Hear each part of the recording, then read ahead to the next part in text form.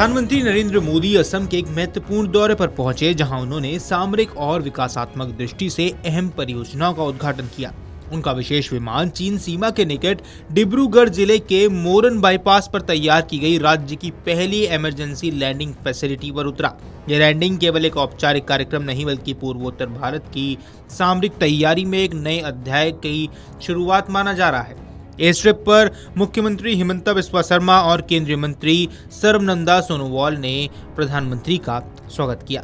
ऐसे में आइए सबसे पहले समझ लेते हैं कि आखिर क्या है emergency landing facility. Emergency landing facility यानी ELF ऐसी विशेष व्यवस्था है जिसे राष्ट्रीय राजमार्ग या एक्सप्रेसवे पर विकसित किया जाता है, ताकि युद्ध या आपात स्थिति में यह वैकल्पिक रनवे के रूप में काम कर सके। संकट के समय यदि पारंपरिक एयरबेस उपलब्ध ना हो या किसी कारणवश उनका उपयोग संभव ना हो, तो ऐसे हाईवे स्ट्रिप पर लड़ाकू विमान, ट्रांसपोर्ट एयरक्राफ्ट और हेलीकॉप्टर सुरक्षित रूप से उतर और उड़ान भर सकते हैं।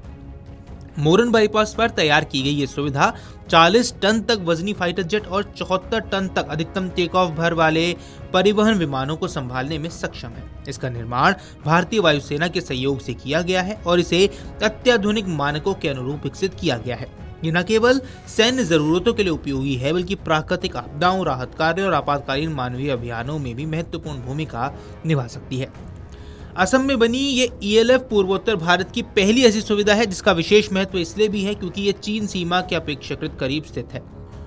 मौजूदा भू राजनीतिक परिस्थितियों को देखते हुए पूर्वोत्तर क्षेत्र सामरिक दृष्टि से अत्यंत संवेदनशील माना जाता है। ऐसे में यह सुविधा भारतीय वायुसेना की त्वरित प्रतिक्रिया क्षमता को मजबूत करेगी।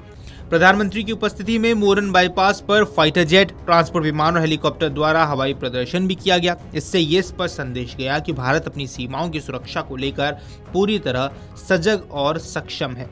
विशेषज्ञों का मानना है कि पहले चीन का एक कड़ा राजनीतिक संदेश देने के रूप में भी देखा जा रहा है।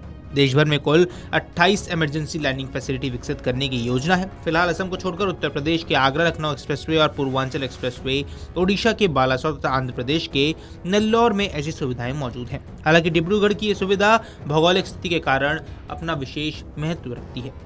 अपने एक दिवसीय दौरे के दौरान PM न केवल सामरिक परियोजनाओं का उद्घाटन करेंगे, बल्कि विकास की कई बड़ी योजनाओं की भी शुरुआत की है। गुवाहाटी में लगभग 3000 करोड़ रुपए की लागत से बने कुमार भास्कर वर्मा सेतु का उद्घाटन भी इसी दौरे का हिस्सा है। यह 6 लेन का आधुनिक पुल गुवाहाटी को उत्तर गुवाहाटी से जोड़ेगा, दोनों क्षेत्रों के बीच यात्रा को अधिक सुगम बनाएगा। यह पुल न केवल संपर्क को बेहतर करेगा, बल्कि क्षेत्रीय विकास को भी गति देगा। साथ ही इसे भूकंपीय सुरक्षा मानकों के अनुरूप तैयार किया गया है, जो भूकंप संभवित क्षेत्र में विशेष रूप से महत्वपूर्ण होते हैं, जिससे राजधानी क्षेत्र में औद्योगिक, शैक्षणिक और वाणिज्यिक गतिविधियों को बढ़ावा मिल सकेगा।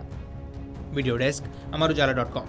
अगर आप ये वीडियो YouTube पर देख रहे हैं तो हमारे चैनल को सब्सक्राइब कर बेल आइकन दबाएं, और Facebook पर देख रहे हैं तो हमारे पेज को लाइक करें।